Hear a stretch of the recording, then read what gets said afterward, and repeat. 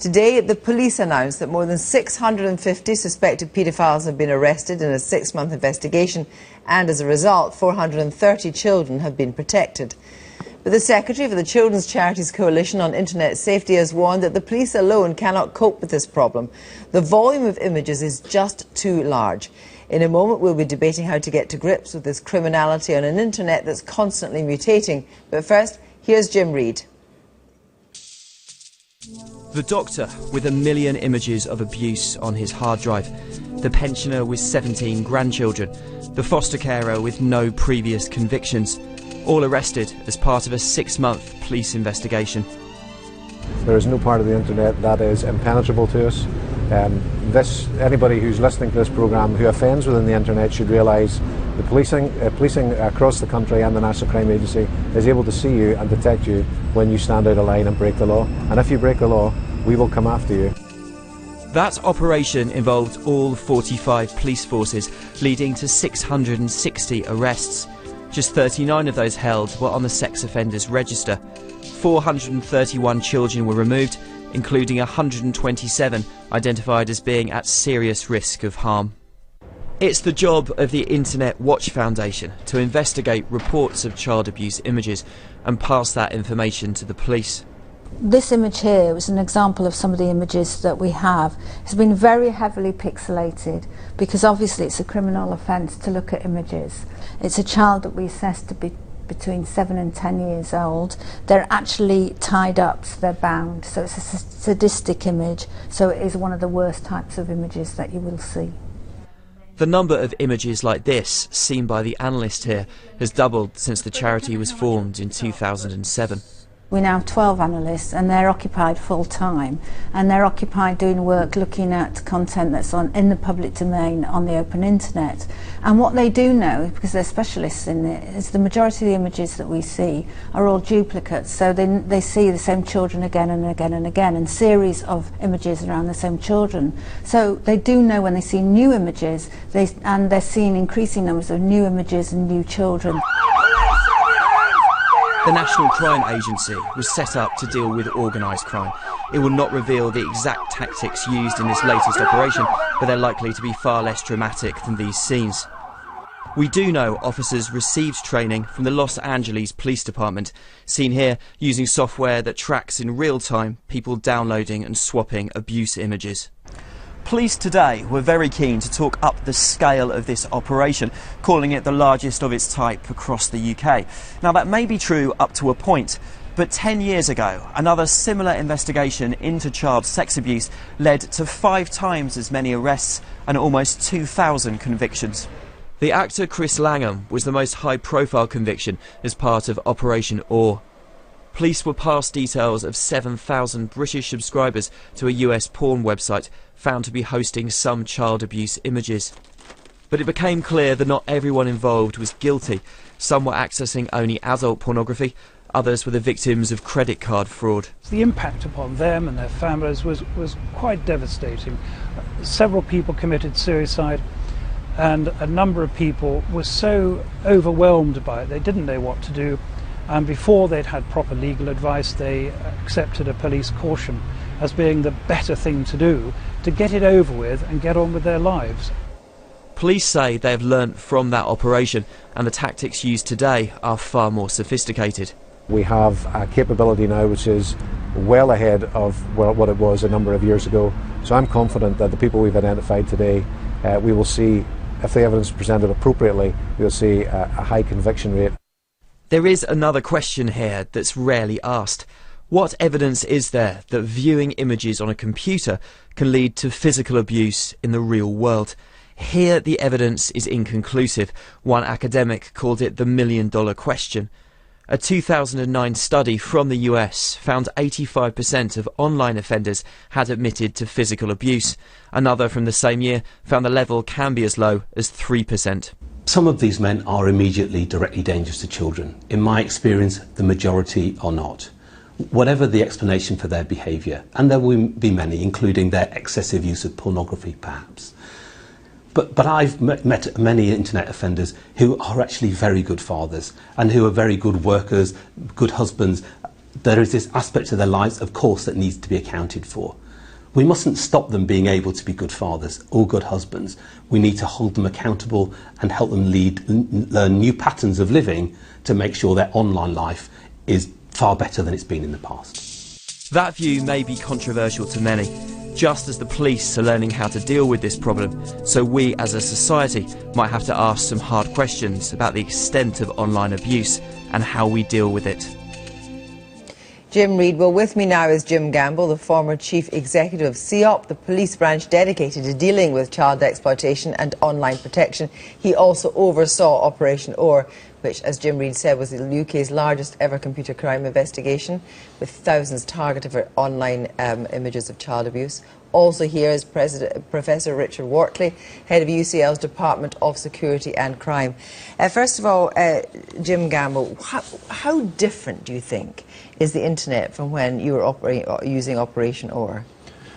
The internet has developed. In the days of Operation OR, people went online, they engaged with the site, they made a payment using their credit card, they received a password which actually helped evidence that they had actually been there, and they went online using their computer, and very often their IP address did. Those tactics were when the internet was when you went something to buy it. Yeah. You don't need to do that now. But what I would say about Operation OR is I totally dispute what was said about it being discredited. Yes, people did take their own lives, and that is tragic. But there is no evidence of widespread fraud, and there was never evidence that we attempted to prosecute anyone who'd been on adult pornography sites. We differentiated. Nowadays, of course, people can access online child abuse on the open web. But now, what is different is the development of the dark web and clouds, the cloud and so forth, which makes this stuff much, much harder to access. Well, I was in CEOP until the end of 2010, beginning of 2011. In 2009, we identified that the vast majority of images, by far the overwhelming majority, were being swapped in nests on the internet, peer-to-peer sites, where I would show you mine and you would show me yours. That's not the type of place you get through to by using Google. I was going to say, so now it's a much more, you make a definite effort to get in there and you stay in there. It's a community of paedophiles that huddle together and share images. Richard Wortley, the NCA deputy said we can't arrest our way out of this. So do you think that there is a quantifiable difference in looking at this stuff and actually those who will actually go out and actively commit child abuse in the street? Is it different? The overlap between accessing online abuse images and committing contact offences is very controversial, and some figures were just presented. An average that is often used in the literature is about 12% overlap. I think the point to make about people who access images on the internet is they're not a homogeneous group. They span an entire spectrum.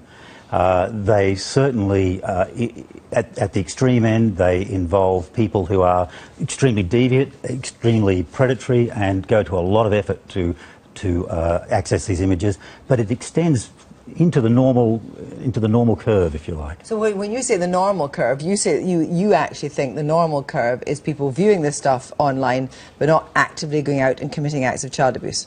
I think we don't know for sure, but I think common sense would suggest that the majority of people who access images on the net aren't involved in contact offending. Well, I would dispute that. My experience and the work that I'm familiar with, carried out by Dr. Michael Bork, for example, the head of Behavioural Analysis Unit in the United States, would indicate when they've used polygraph to test the lie detector that the vast majority of people who are arrested for viewing offences have actually been involved in contact doing offences. And there's a recent study that backs up his 2008 study, came out in February of this year, which shows actually across 5 different agencies, so not linked to one study, that between 57 and 61% were doing it. Not only were they committing hands-on offences, they were able to identify 97 victims by name and location. So that would suggest that actually the majority of people accessing child porn online are dangerous. Look, I think there's lots of problems with that figure. In 1980, before the internet, the largest selling child pornography magazine in the US had about 800 subscribers. 20 years later, we had 370,000 subscribers on one site. What has happened, and now we estimate the number of people accessing images on the net in the millions. But you're not seriously suggesting that there is some kind of normative behaviour in accessing child porn, because surely nobody would think that to be the case. What I'm saying is that there's been this massive increase in online offending at the same time when the best evidence we have shows there's actually been a drop in contact offending. What's happened in the 20 or 30 years since 1980? We haven't suddenly created 1 million new pedophiles. What we've provided is a platform that provides unparalleled access to abuse images. It seems that certain people want to access, and what you seem to be suggesting is that it's a completely passive thing. You access this stuff and then nothing happens. Is that your evidence? No, the people who access this stuff access it to masturbate. It is actually about sexual deviance. It's about people who have a precondition, they have an interest, a deviant sexual interest in children. That's why they go there. Now, to say if we're going to look at statistics from the past, then consider Jimmy Savile, Rolf Harris and Max Clifford. Because we didn't know doesn't mean it didn't happen. And we've got to be careful we don't use language that leads us into anti-victim prejudice, because there's a lot of people out there who want to dismiss victims, say it's rumour mongering, saying this. That's not my experience. But if we are actually going to make some impact in this, and you seem to be suggesting that there's a kind of burgeoning culture of people looking at online child abuse, if the police say they can't arrest their way out of it, then what's to do? Okay. First of all, these arrests are absolutely defendable and should have taken place, and they do serve a purpose. And the purpose they serve is actually mentioned by some of your commentators. They demonstrate that the internet is not as anonymous as offenders think it is. It's the anonymity of the internet, the ease of access of the images that's driving the behaviour. But also, ease of access of the images, the fact is that somebody looking at child porn is actively supporting a culture where children online are being abused. No question. So who cracks down where then? Well, I think there's not one answer to that, but we certainly have to look at prevention. We can't arrest our way out of it, but arrests can provide a message to offenders that they're not anonymous. But the problem has occurred because of the ease of accessing images on the internet. The solution is to make it more difficult to access images. I disagree. Blocking, we're past the sell-by date of blocking. You don't get these images on the open internet. You get them in the dark net and elsewhere. But you can't arrest everybody. You accept that. But you can't arrest everyone, but we need to arrest someone. The fact of the matter is we know 50,000 plus people in the UK have been downloading these images. You know, if we were to arrest 660 people every day for the next 75 days, we could catch up. If the 660 people had been terrorists, it wouldn't have taken us 6 months to deliver this. So we need to declare a war on paedophilia. We need to use all of the resources that are open, greater investment in academia, but we need more doors knocked, and those people need to go speedily from when they're arrested to court so we can decide whether they're innocent or guilty and set an active deterrent, the way we did with drink driving. People didn't stop drink driving because of the adverts. They stopped it because they realised the chances of them getting caught had increased rapidly and there was a stigma attached to it. We need to do that type of thing. A war on paedophilia. Well, a war on paedophilia, not in the way that Jim talks about it, though. I think there are things we can do to make it more difficult for people to access images. Now, nothing's going to be perfect. What you have to do is make it more difficult. That doesn't mean to say make it impossible. One of the problems with the overlap figure, if I can just say, is that almost all of that research, indeed all of that research, is carried out on convicted and in most cases, imprisoned offenders. And as we learned with this case, police will target the most serious offenders, and they should be targeting the most serious offenders. But it gives you a distorted picture when you actually then take this very extreme group that you've targeted and arrested and then ask them about their behaviour. There are many people on the internet who fly under the radar and, believe me, are not involved in contact offending. I couldn't disagree more. The question for members of the public watching this tonight is, if you seriously believe that people go online and look at these images that aren't driven sexually, the question for you is, would you allow them to babysit for your children? The answer to that will invariably be no, and nobody should be suggesting that we do. The government need to invest greater resources so that we've got more of these individuals arrested and put behind bars. That's deterrent. Thank you both very much indeed.